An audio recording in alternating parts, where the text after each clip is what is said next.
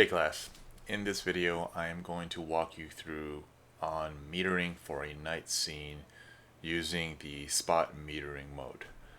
So before I even get to metering in the spot metering mode, I'm going to show you what a night scene would look like if I were to use the matrix metering mode, or for those of you with Canon, it's called evaluative metering. So I have my camera set up right now to the software called Capture One, and here is the camera meter reading. It's a direct feed from my camera to this software. So as you can see, I'm in manual mode. I'm in 4 seconds, and I'm ISO 100 at f4, and I'm at the very zero right now, so it's meter to the zero, and I'm in this matrix metering mode.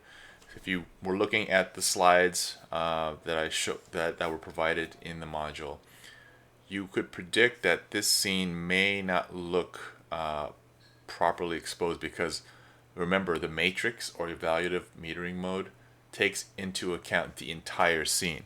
Because this is at night, everything is going to be dark, and your camera is going to suggest an exposure that may not look like it's quite like it's nighttime anymore, brighter than what you would normally want to capture. So let's go ahead and just take a picture with this suggested meter reading. Okay. This software allows me to trigger the shutter remotely without having to actually be in front of the camera.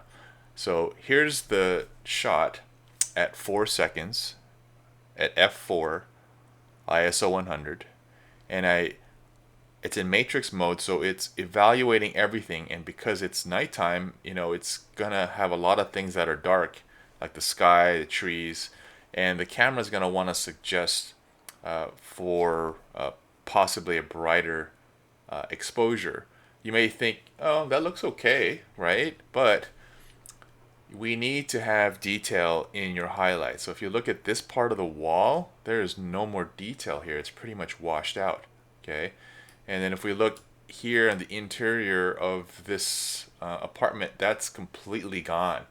Well, there's no more detail in there.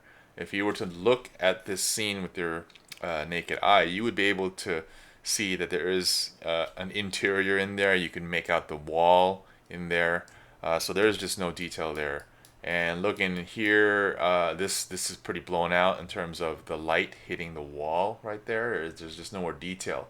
We know there's texture on this wall, very similar to this texture, but it's just kind of blown out, right? This is the matrix metering mode. Okay, I'm going to change the metering mode now, and I could do this remotely with the software. I'm going to click on this button here, and I'm going to click on spot metering.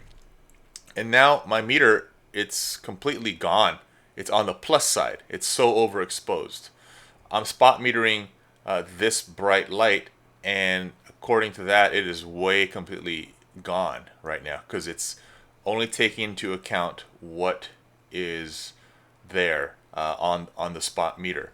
So I need to darken the image right now because it's overexposed. So what I could do is I can go into, let's say, my f-stop. I'll close down one stop from f4 to 5.6, and my meter is still on the overexposed side. So I'm going to go in there and go one more stop to f8, see what happens. Oh, there it is. Now it's a little bit over still. Here's center. It's over by one stop and a third.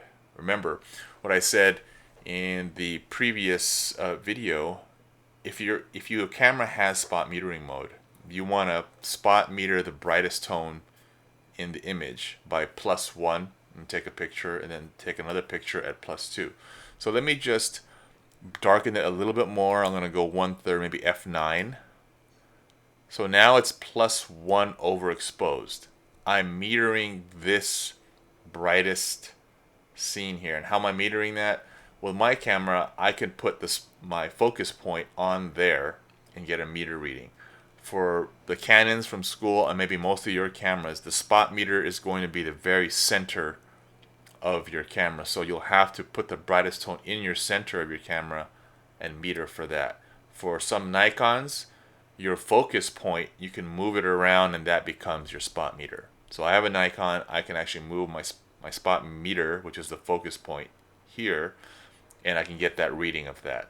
So I'm only spot metering that bright light, and I'm going to overexpose it by +1 exposure. Okay, I'm going to go ahead and press the shutter,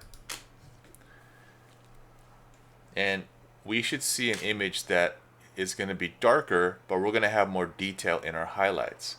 Now look at that, it's now significantly darker. If we compare, let's take a look at the highlights in this image now. So right away we see more detail on this wall. So it's a little blown out on this side, but this we could see definitely detail. Now we could see actually into this apartment. We can tell that there is like, this looks like a treadmill, right? The previous shot, it was completely blown out. We couldn't see any detail in there.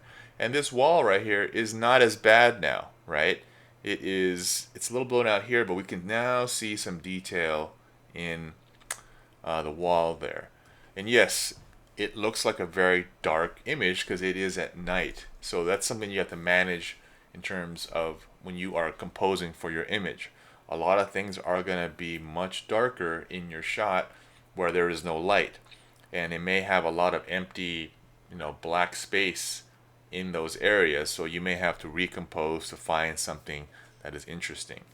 I'm going to bracket this. I'm going to go ahead and shoot another shot, but this time I'm going to now make it +2. One more stop overexposed. So what I'm going to do is I'm going to go to one stop here from F9. So I go 1, 2, 3. That would be 3 1/3 increments of stops is equivalent to one stop. I'll do that again. I was at F9 here, so I went 1/3 open, 2/3 open, and then finally a full stop from F9. Okay, I'm gonna pick that, and let's see what happens at +2 overexposed.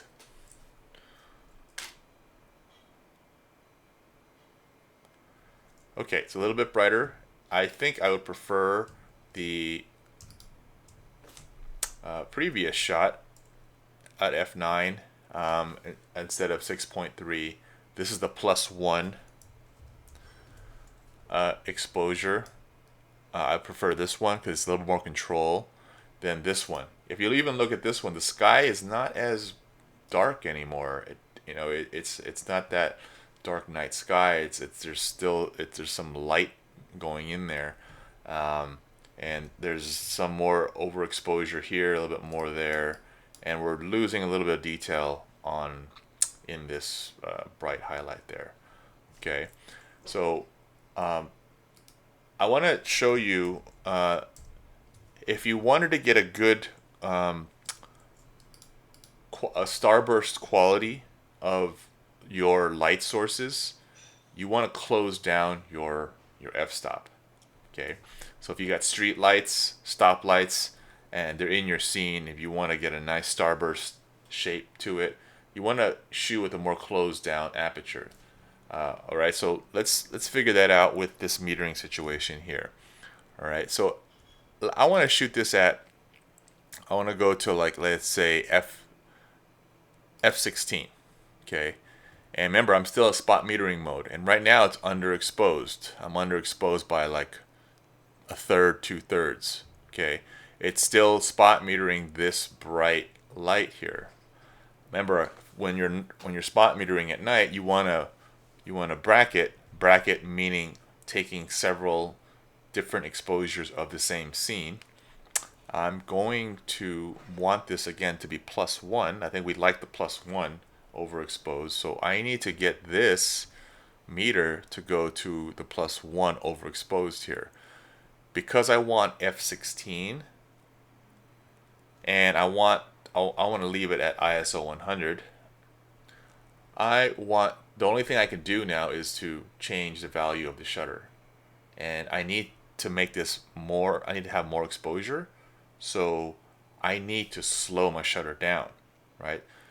if I slow my shutter down, I'm allowing more light in to hit the sensor, and therefore this meter would change. So if I were to say, if I want to go to 5 seconds, now you see the meter's kind of moving now. If I go 6 seconds, it's slowly creeping up. What if I need to go to 10 seconds? There it is. So around 10 seconds or so, it's going to give me the +1. Let's go with 13 seconds here. I'm going to take a picture here. So remember, spot metering, you're trying to get a +1 or a +2 on the brightest tone of your image, and I've deemed this to be the brightest tone, and you could argue that this could be a brighter tone too as well.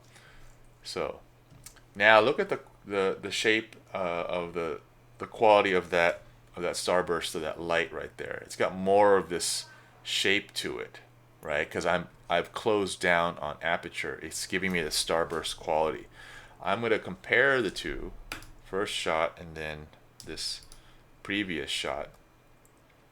This one was shot at, the one on the left was shot at 6.3, a little bit more shallow depth of field. I'm going to bring it in. Look at the shape of that versus this light.